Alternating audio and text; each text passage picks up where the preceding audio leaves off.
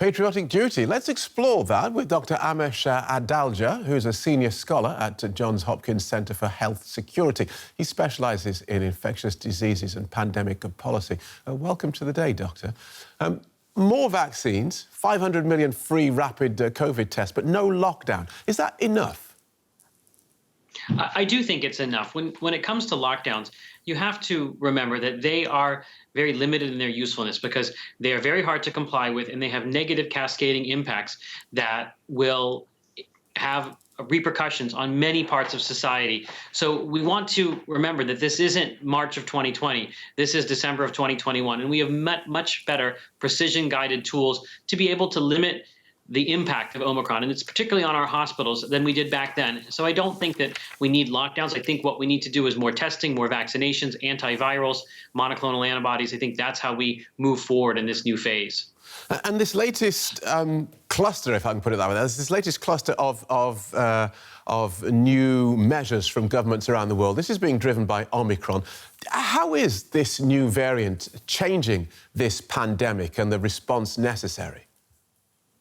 Well, we always knew that this virus was going to mutate to become able to get around the immunity from prior infection, the immunity from vaccines, and that's what Omicron represents.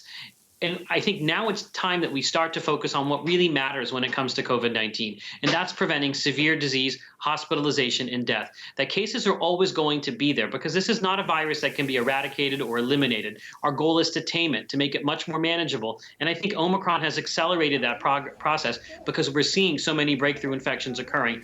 This is something we're all going to get, and we have to learn how to risk calculate and learn how to differentiate between mild breakthrough cases and what really counts, severe disease, hospitalization, and death.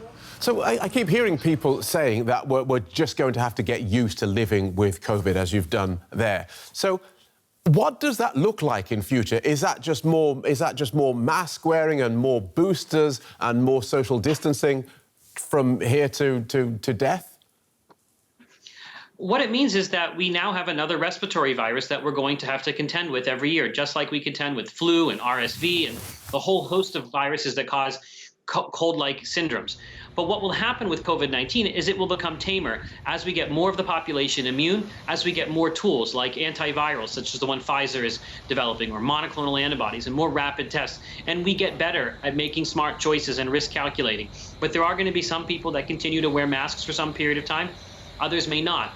But it's going to be something we have to deal with in a way that I think most people haven't really come to grips with. And I think if you look at the very beginnings of this virus with an efficient spread through the respiratory route, an animal host, it was never going to be eliminated or eradicated. And I think the world was done a disservice by people not being honest about this becoming an endemic virus that was not going to be eradicated. But it's interesting that you talk about this being endemic, which I think lots of us can see how that's going to be the case. But you use the word tamed there. So it's going to be with us, it's going to be around us, but you seem to imply it's not going to be as deadly, whereas it's been the opposite. It's become deadlier and faster. So you see it peaking and then dipping.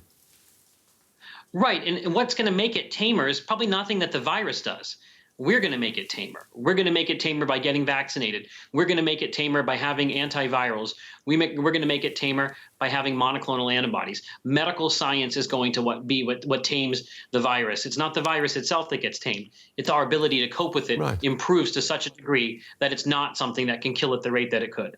And President Biden's message was get vaccinated, get vaccinated, get vaccinated. According to the CDC, 61% of Americans of all ages have been vaccinated. Is it possible this far into a pandemic to identify those who are still reluctant to get vaccinated? Do they fall into any particular social, ethnic or political groups?